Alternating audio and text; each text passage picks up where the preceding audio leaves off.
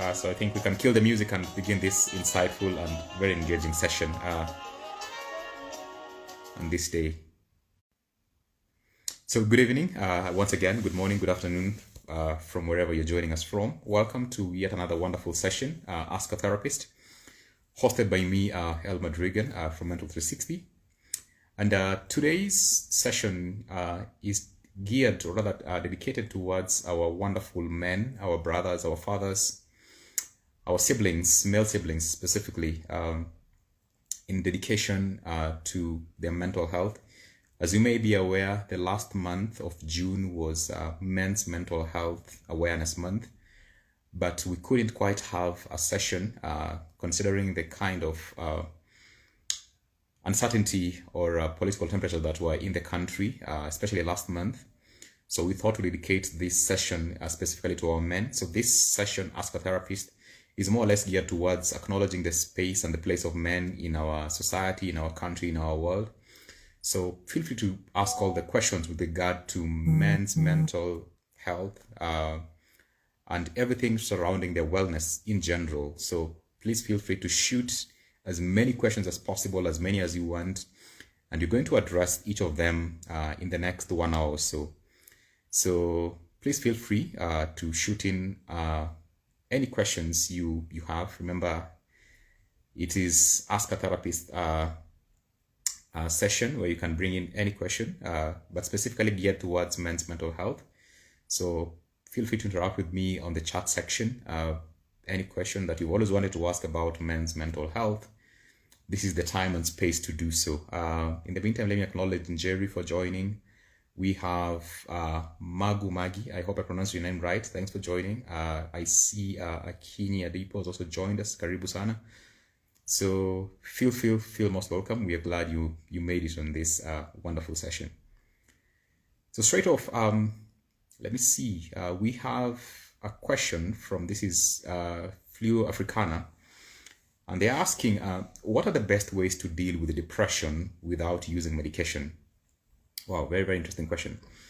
Now, if you look at the nature of depression, most of it, or a lot of people that are diagnosed with depression, they will actually need some kind of therapy, and some will require medication.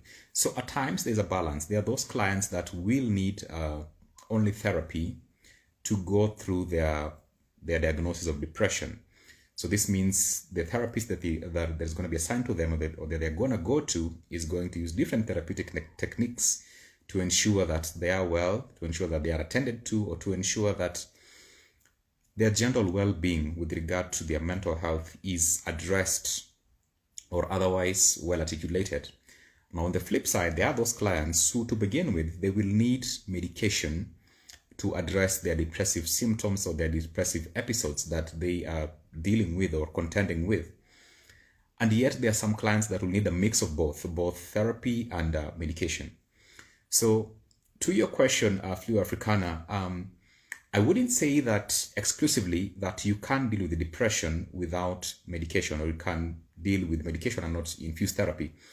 It depends with the kind of issue that has been identified or otherwise diagnosed by a psychiatrist and forwarded to a therapist for counseling. So really, with that said, it's not a must that somebody must use medication for them to handle their depressive episodes or to deal with depression.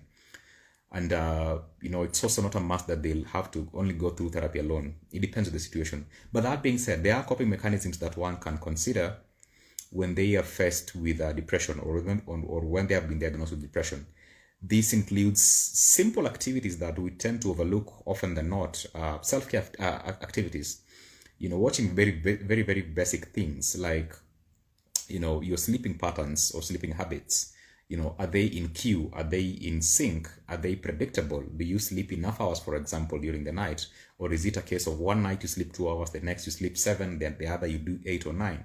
See, that's not very healthy. So having a balance with regard to your, what are called routines, is good and predictive in addressing some depressive symptoms or episodes.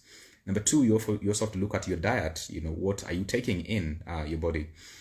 Things like alcohol, things like cigarette, things like other drugs, hard drugs in this case, would really affect your general outlook with the depression, or how it affects you as a person at the end of the day. Aside that, there are some wellness activities that you could consider. Do you work out, for example? Do you go to the gym? Do you form part of a society that gets to get together, to discuss very, very basic things about life in general? Is there the place and space for a mentor? Do you have your own personal coach, life coach, to help you navigate some of these journeys of life?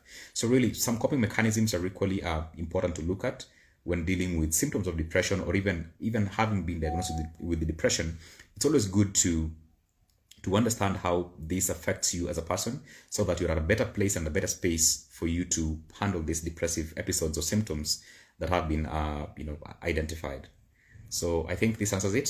Flu Africana, thanks for that wonderful question. I hope that addresses your question. Please feel free to bring in the questions, as many as you can, or as many as you've always thought to ask, but maybe didn't have the space or the time to address or ask them. Let me acknowledge Nemo, Vicky for joining. Karibu Sana. Rajab is here with us. Silver Spoon, I see you. Karibu Sana, thanks for joining. So let's see, do we have another question? Okay, great, another question from Flu Africana. What are the best ways to deal with it? Sorry, I think I've handled this. The other question, can a narcissist be cured? Okay, very, very interesting question. Now, narcissism is one of those very intricate personalities, if I may put it so, that tends to get a lot of people confused. And the question, can it be cured? One, I'd want to say that when you look at mental health, we tend to look at the existential stemming issue that, has, of course, a cause and effect. So even when you look at somebody who's a narcissist, for example, if they're accorded the right kind of therapy, the right kind of approach to therapy, then of course their narcissism is going to be reversed systematically. Now, I must mention, it does take time to reverse some of the effects or the challenges that come with somebody being a narcissist. And often than not, people who are narcissistic don't even notice it, that they're narcissistic. They're not ideally aware that their tendencies, their behaviors, their kind of general outlook in life is narcissistic in nature per se. So it calls again for a proper diagnosis, for somebody to identify that yes, they have narcissistic tendencies, or they are a narcissist indeed. So the long and short of it, Flo Africana, to answer that, yes, narcissism can be addressed using the right kind of therapeutic approach and techniques. That I must insist on. It has to be the right kind of therapeutic approach that is accorded to somebody who is narcissistic. And of course, systematic. It's a very slow process, but worth the wait and worth the time to invest in for somebody who's narcissistic to be well addressed or attended to. So I believe that answers it. Flo Africana, again, thanks again for bringing that question. Then I see another question here. Let me see if I can pull it. I think I saw one from Diodawa. Okay, I think I must have lost it. Let me check this other side if I have any other questions. Okay, there seem to be none on this other side. But yeah, thanks for joining again. MS Chuaga, I see Ishmael, Chapo, I am Ro, joined. Karibu Sana, we are glad you're here. Okay, there's a question here. How can one handle compassionate fatigue? Okay, this is a very interesting one. Now, let's even dissect this question further. We have this word, compassionate, and then we have fatigue. Often than not, those of us who are employed or those of us who have engaged within kind of formal contracts, there is this word that is often thrown around, compassionate leave, compassionate blah, blah, blah. So, and when you think of compassion itself as a word, this has to do with, wellness, especially emotional wellness, when things are difficult or when things are tough. And so I've had a bit of a technical glitch there, but it's been sorted by my tech team. Thanks for that response. So I was addressing the question with regard to what happens when you have compassionate fatigue. And as I was saying, compassion is one of those things that we tend to, consider, because it has to do with emotional wellness and all these things. But then now, what of in the case where now, yes, it is there, but it's even making you feel more tired, more drained, more stressed out, if I may put it so. Now, this has to be dedicated to the fact that there has to be a lot of awareness that I am going through a certain kind of patch that is draining my mental energies. In as much as XYZ is happening to me at the moment or presently, how then do I put myself in that situation to be cognitively aware that XYZ ABCD is happening to me? Say, for example, you've just come off from the burial or the funeral of a loved one, and you took some time off to process that loss, but you still feel tired. You still feel like things are not adding up, nothing is going as planned or as expected. So as a first step, identifying or noticing that I'm still not at a good place emotionally. Then number two, trying to identify a possible cause. Could it be a memory that comes of this person that you are with? Could it be a certain trigger that evokes certain emotions or memories about your disposition at that place and time? So those two for me really are what you should look for when you hit that extremity of having compassionate fatigue. That awareness, and two, understanding the trigger, and number three, most importantly, looking for possible ways to address it yourself. Does it mean taking some more time off for you? Does it mean communicating this with a loved one, with a friend, a family member, a colleague, even your boss at work? So really, it could be one or the other, but so long as you have that awareness and you are doing something to address it, that would be really assistive. So I think that answers it. This I think was a question from D. Okay, there is another question here. This is asking, sound like high functioning depression. How does one handle this, considering one has been doing therapy, etc.? Any advice? Okay. Now, when you speak of, again, high functioning depression, this has to do with complexities in how, for example, you've been accorded therapy. Sometimes it could be that, and I'm not saying this to, dilute the work the therapists do, but sometimes you find that a therapist, the technique they might use on you might not, say, be 100% effective. And it calls for, a more dynamic approach to therapy, infusing different aspects of therapy from one technique to the other and the rest, so that you have a multifaceted approach towards dealing with depression as has been diagnosed in your case, for example, or even if you're asking for, for somebody. So really, the moment there is that borrowing from different techniques or different kinds of therapy, it would help you then, therefore, to move forward and understand that, okay, in as much as I have, high functioning, depression, as it were, then what if my therapist explores different other avenues to see to it that I'm assisted and that my depressive symptoms or episodes are well attended to or addressed in a more effective and well articulated manner. Then there is another question here. This is from just Anno. I hope I got that right. How do I know I have the right therapist? Okay, they're saying that I struggled with articulating myself with my last two therapists. Good question. I love this. Now, the mistake that most of us do when we are getting a therapist, we assume that they know everything. And the truth is they don't, and even us, just at the common basic level, none of us as human beings know everything. And unfortunately, we don't get the time to interrogate our therapists and get to know, what are their styles, what are their techniques, what are their experience, what are their, modalities, for example, what are their natures of engagement. It's always good to interrogate, and it is actually encouraged that you get to know your therapist before onboarding on therapy. Because if you just get yourself to therapy, somebody says, yeah, I'm a therapist and, I can help you through your issue, you will find yourself more or less feeling shortchanged or not assisted. Why? Because the kind of therapist you got you didn't have that time to interrogate, them to know if they're an expert, say, for example, in issues behavioral therapy, in issues, say, for example, marriage therapy, in issues, trauma therapy, in issues anxiety, in issues depression, in issues drug abuse. So each therapist, if you ask me, have their core areas of expertise or practice that they really thrive in. Look at it this way. It's like going to a hospital because you're unwell, and your doctor identifies that, okay, yes, you've told me you're feeling this or that way, but they notice that actually the root of the problem, for example, could be your tooth. You have a toothache that needs, for example, extraction.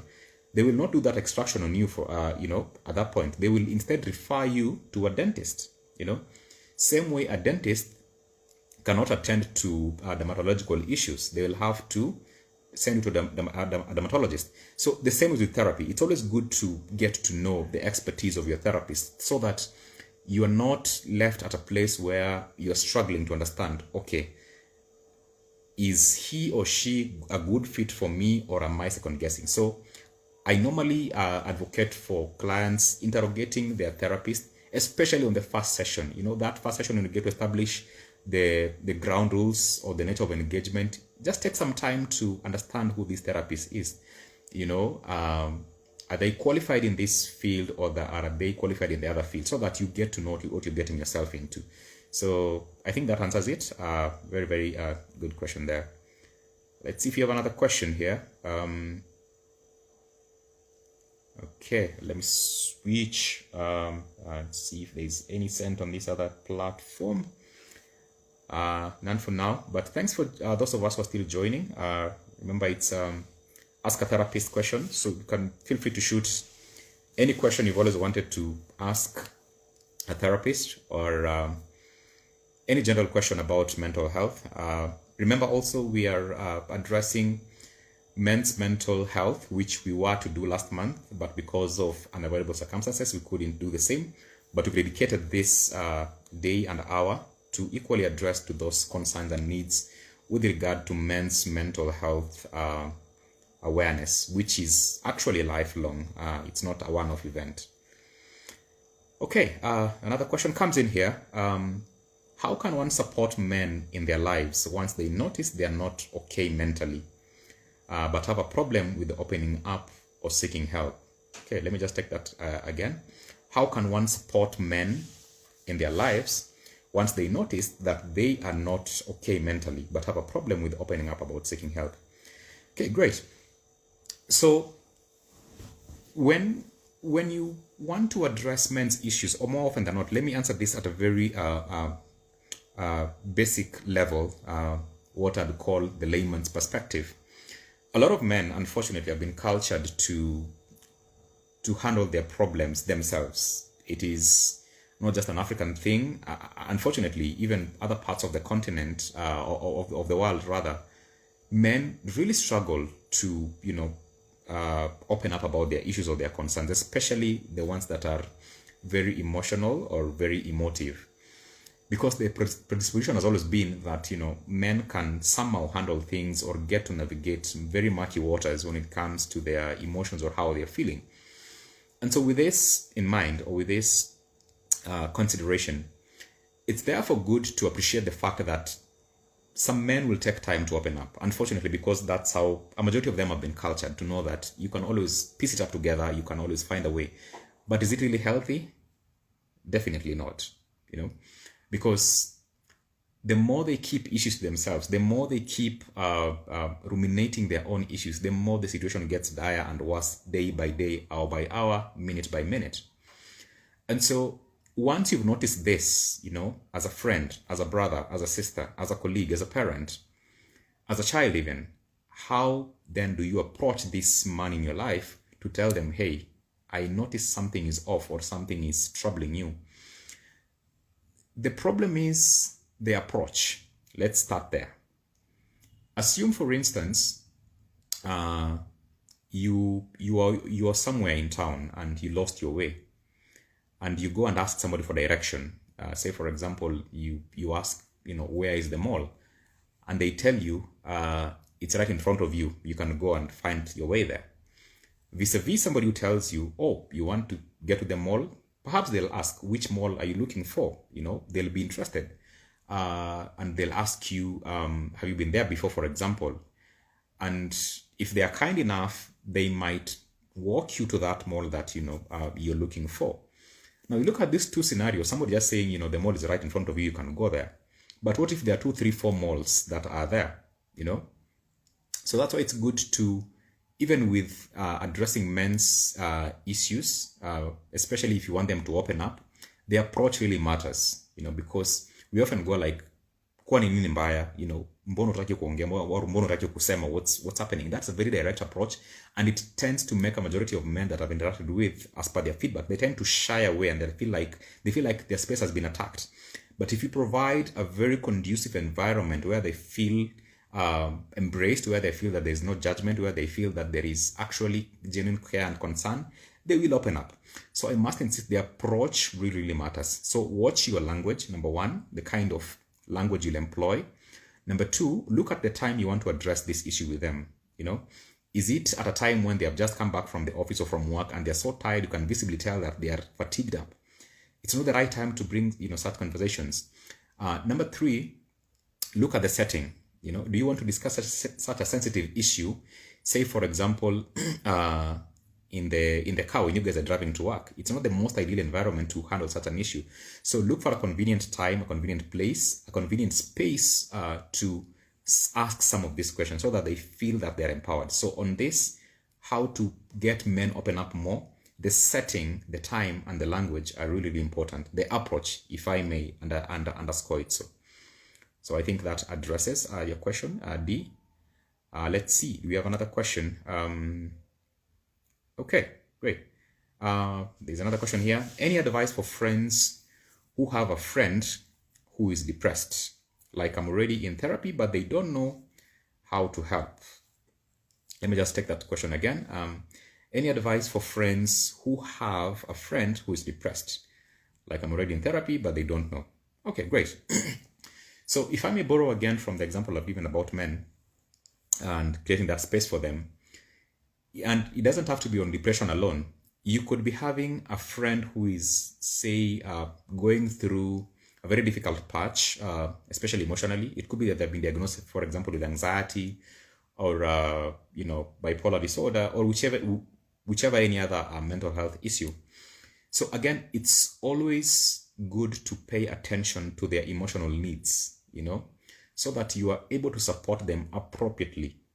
If possible, and if they are comfortable, that friend of yours, if they are comfortable sharing with you that, they're going for therapy and they need XYZ kind of support, then it's okay. Sometimes the therapist will ask, of their sources of strength or people that work with them through the therapeutic journey, because the assumption again is therapy is only meant for, the client and the therapist, but it's not. It's a huge pool of people that are often they're not behind the scenes who are supporting the client to get to emotional wellness. So in this regard, when you have a friend who is going through therapy, or you are the one who is in therapy and your friends don't know about it, it calls for that awareness or understanding that my friend is going through this period, they are in therapy, and I can support in 1, 2, 3, 4 way. How so? It could be asking them, how was therapy today, for example? It could be offering to take them to therapy, and wait for them till they finish. It could be sometimes, generally seeking to know how they're faring on after, say, 2, 3, 4, 5 sessions. On the flip side, it could be you who is in therapy, but your friend does not know that you are in therapy. It could be sharing with them that, oh, by the way, today I went for therapy. It's my first time. This is how I'm feeling. This is how I'm faring on. This is how I'm progressing.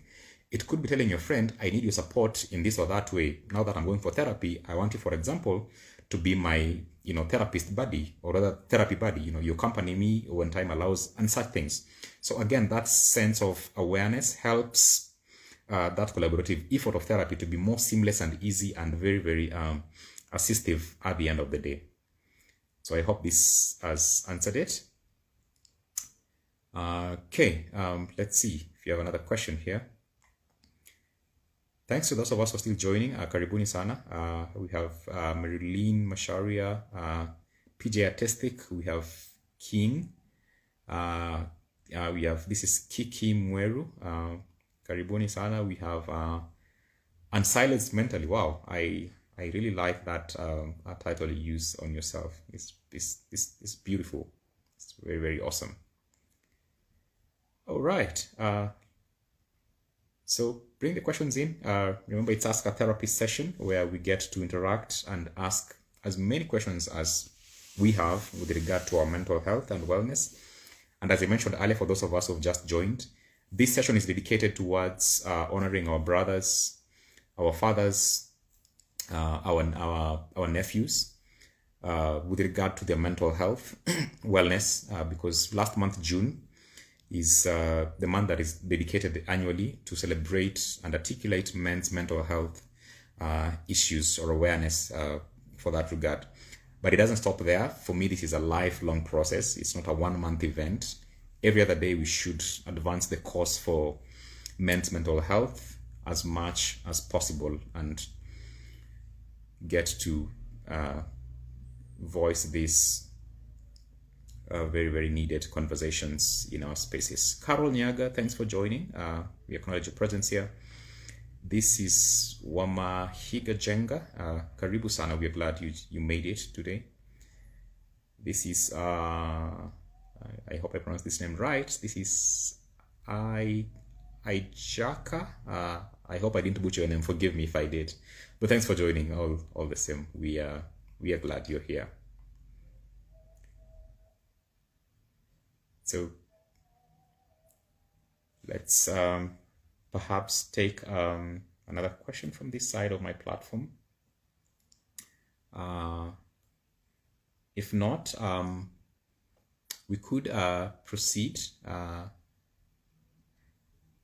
and perhaps I'd throw a question to one of us in the audience, or actually even for all of us, just to reflect on, because as I mentioned, these conversations are much needed, and we need to, as much as we can, always champion for such. And this is going to be rhetorical, really, so no pressure to answer. Again, with regard to men's mental health, so when do you think, hypothetically speaking, when do you think that men start developing mental health issues? You could ask, if you're joining this live session with somebody, or you're alongside somebody, you could ask them when they think that men start developing mental health issues. Of course, I'm going to give an answer to this at the tail end of the session. But when do you think men start developing such mental health issues or illnesses? So ask a friend you're seated with today. You could perhaps chat your boyfriend, your family member, whoever, what they think, and then of course I'm going to give a response at the end of the session. Great. Even as you think about that or consider that, another question comes in. What are some of the issues that men struggle with but are often swept under the rug, yet affect their mental health? Okay, interesting. Very, very good question. Let me just take it again. What are some of the issues that men struggle with, but are often swept under the rug, yet they affect their mental health? Okay. Now, from the get-go, if you keenly assess, or if you keenly check, a majority of men, statistically speaking, struggle with three core areas. Number one is their finances.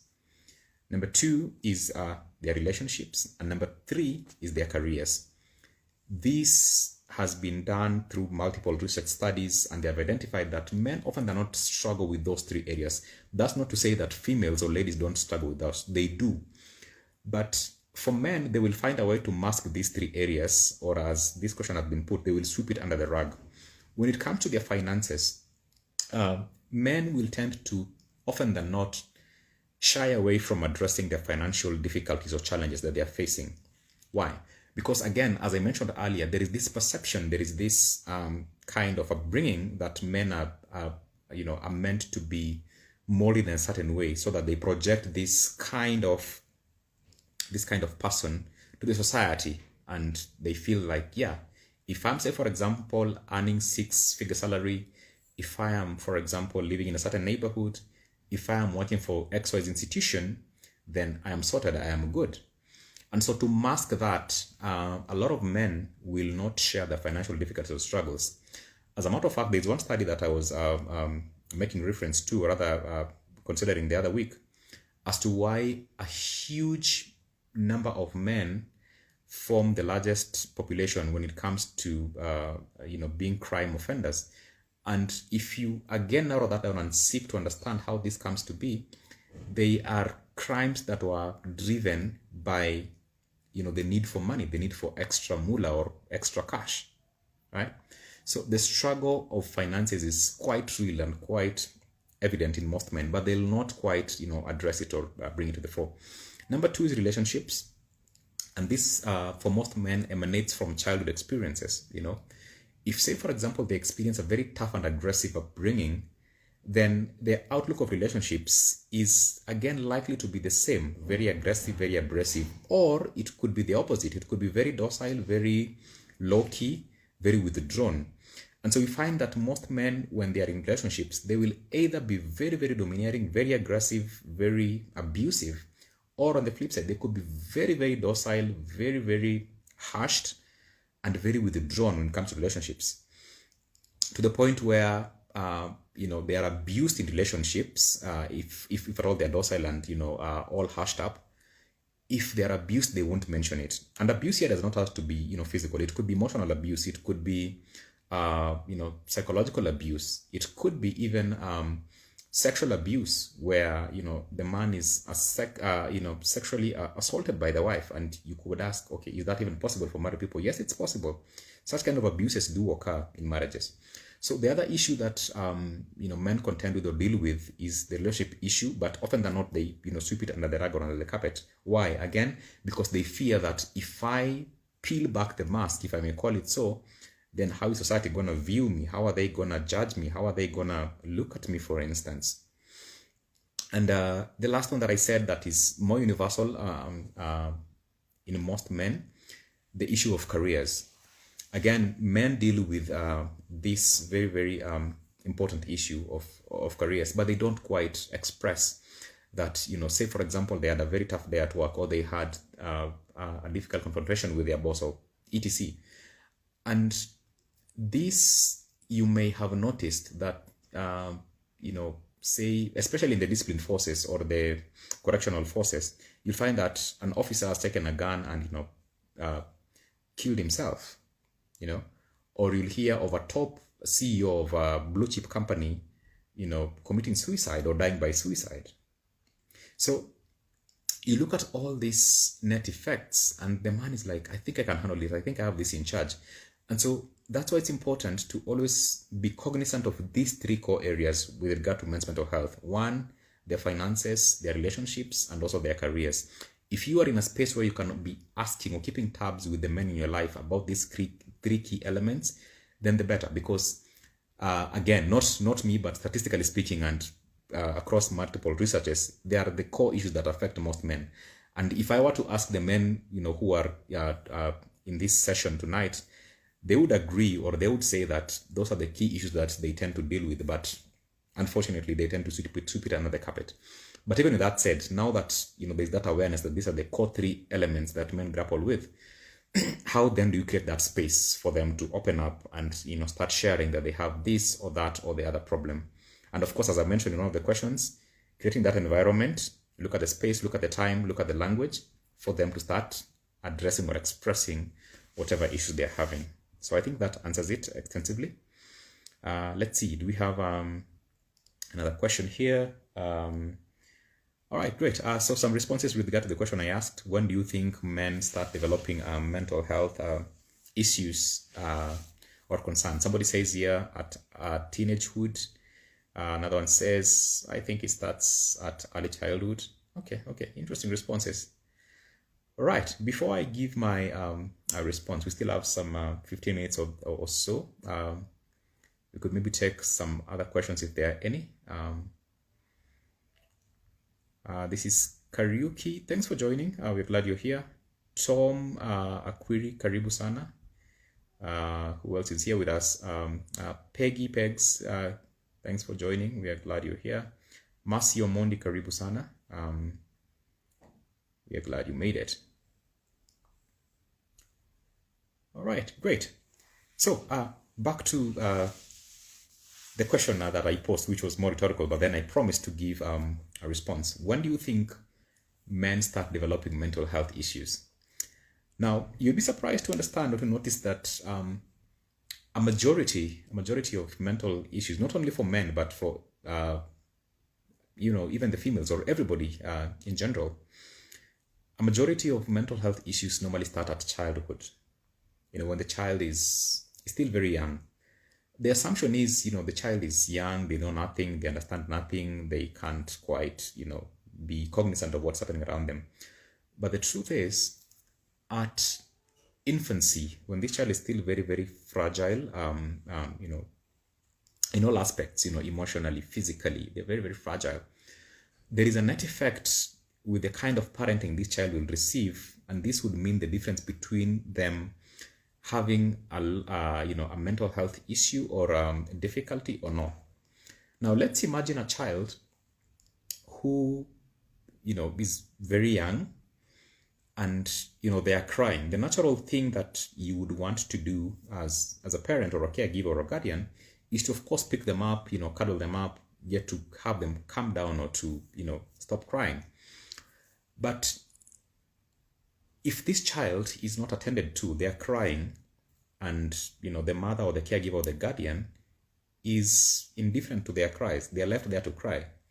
You see, eventually this child will notice that, after all, this crying is not helping me, so let me just as well stop crying, because nobody seems to care, nobody seems to pay attention to my cries, or nobody seems to be interested in me expressing myself through crying, because kids express themselves through crying. They have wet themselves, they will cry. They are hungry, they will cry. They are uncomfortable, they will cry. They want to sleep, they will cry. They have soiled their garments, they will cry. But imagine a situation where a kid experiences all this and no single time is this child attended to when they are hungry, when they have wet their diapers, when they are sleepy, when they are sick. Nobody attends to them. They will grow up knowing that, or feeling that the world is hostile. Nobody attends to my needs. Nobody is willing to listen to my petition here, which is expressed through crying. So as this child grows up, two things might happen. They might grow up feeling a lot of distrust, or they will have what we call trust issues. They will be suspicious of everybody, because they are pairing their experience when they were kids with now the world that they are being introduced to, and they will question a lot. Will you also abandon me, for example? Will you also assume me or ignore me when I'm in need? So such kids tend to grow up with a lot of trust issues in their lives, because they feel like, I can't just trust you that easily. Why? Because for whatever reason, you decide, my parents or my guardians didn't give me that care that I needed, that affection that I needed, and so they will shift off to feel that they are alone in this journey. On the flip side, this child can equally grow up to be overly trusting. They would have what you would call anxious attachment, where they fear being left out, they fear being abandoned, they fear being not included in things, and so they will attach their emotions to the person that seems like is very promising to their needs, is very appreciative to their needs, is very understanding to their needs. So you realize that there's a difference here. There are those who will grow and they'll be very, very aloof with what's happening. They'll just want to be independent and just deal with life on their own. Yet there are those who will want to cling on or to attach to people emotionally. Now, if you look at these two extremities, the ones who have trust issues, the ones who have feel the need to go it solo or alone, they will tend to develop some tendencies like narcissism, for example. They want to be the macho man. They want to solve things on their own more often than not. They want to prove a point that, hey, I can actually do this on my own. But deep down, there is this hurt, there is this pain, there is this difficulty. On the other hand, the ones who tend to go towards being more clingy, the ones who tend to be more attached, they tend to develop things like self-esteem issues, self-confidence issues, tend to crop up.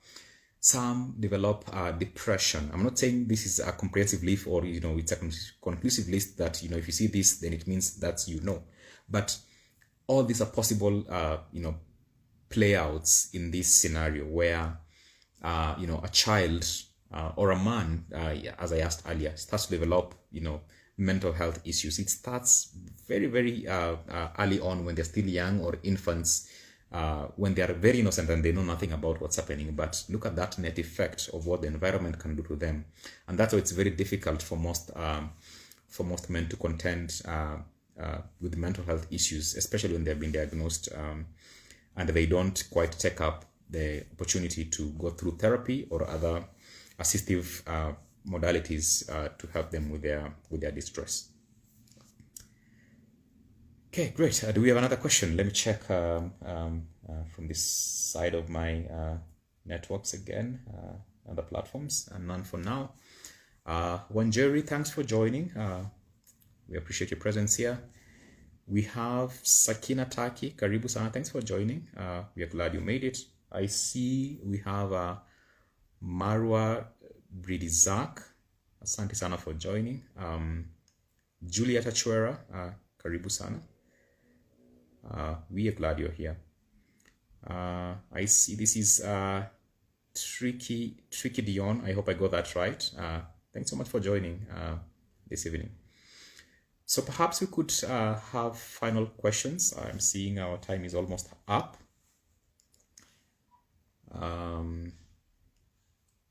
Okay, there's a question here. Okay, any advice on how to go through a situation where a friend of yours has a family member who is going through terminal illness and you are not sure whether to talk about it or not how to?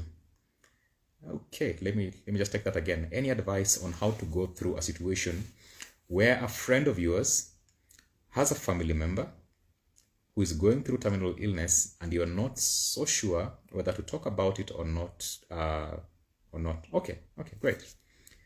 Now, there are admittedly some situations or some illnesses that are honestly difficult conversations to have, especially when it is within somebody that, sometimes you watch the news and you see that, XYZ person has been suffering from this terminal illness for X number of years and they need funds and blah, blah, blah. And they're calling for well-wishers to help them.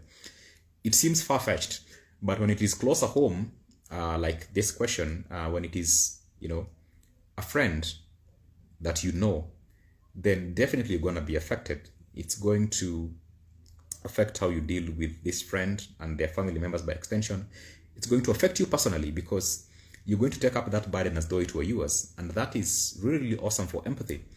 But then, back to the question. Let me just speak it that one more time. Any advice on how to go through a situation where a friend of yours has a family member who is going through terminal illness and you're not sure whether to talk about it or not? Now, this I'd say has to do with the context, because yes, you want to talk about it, but on what capacity or on what parameters? What is the end goal here? What are you trying to achieve when you want to talk about it? Do you want to talk about it so that there is, say, for example, awareness on the terminal illness in question? Do you want to talk about it in terms of, seeking for a funds drive, for example, to help this friend so that, there is some fundraiser towards the same? Do you want to talk about it so that there is more awareness towards the issue so that, people are more aware of, this terminal illness or issue? So really, I'd say it's a question of context. Or lastly, do you want to talk about it because you feel that I'm doing this on behalf of my friend who is perhaps not okay to speak about it? So really, the context here really matters because you might speak about it and maybe your friend is not comfortable you speaking about it. You might speak about it, maybe they are comfortable you speaking about it. So really, it's a question of context if you ask me. And number two, even before you speak about it, get to understand what your friend needs. seek their consent, if I may put it so. Are they comfortable if you do it or not? But most importantly, look at the context that you're dealing with so that you can address the question in a more conclusive or a more pragmatic manner, if I may call it so. I hope this answers it. If not, maybe you can side chat me once the chat is done, and we see how to address that further. All right, great.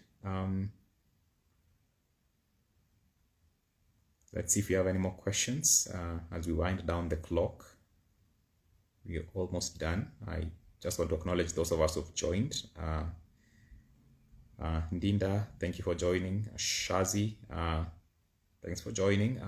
Okech Timotheo, glad you made it for this session. All right then. So if there isn't any further questions, I think we can call it a session for today. But just to remind us that such conversations are much needed in our spaces, in our work environments, in our home environments, in our school environments, in the religious settings, the church, the mosque, the temple. Let's normalize having these conversations, because as we often say at Mental 360, conversations save lives, because the difference between you getting help or a friend getting help is in sharing that experience, is in articulating that need that is to be addressed. So it doesn't end here. This is just the beginning. And, we always endeavor to ensure that the issue at hand has been at least addressed or attended to, so that you don't feel left out in the broader scheme or the picture that is in the frame, as we often put it sometimes. So, yeah, as we wind up, let me thank all of us for joining this session one more time. I was glad being a part of this wonderful audience for the last one hour. And the call, therefore, is for us to articulate the message of mental health awareness and wellness. And of course, often than not, I tell my clients to always insist and be deliberate about practicing self-care, which is very, very important, because minus that, it is difficult for you to help another person. So start with yourself, take care of yourself before you can lend the helping hand to somebody else who is maybe just across the street, just across your office desk, just within the family member. You never know. But start with yourself, because as is often said, an African proverb, if there's no enemy within, the enemy without can do us no harm. So with that said, let me wish you a wonderful time. Good evening again, good morning, good night, good afternoon from wherever you're joining this session from. So let's interact beyond this space. You can follow us at Mental 360 Kenya across our social media platforms. That is Instagram, X, Facebook, TikTok, or you can send us an email. That is info@mental360.or.ke. So until next time, keep safe, and let's champion for a healthy society. Remember, it begins with you and for you, and eventually the rest of us. Thank you. Bye for now.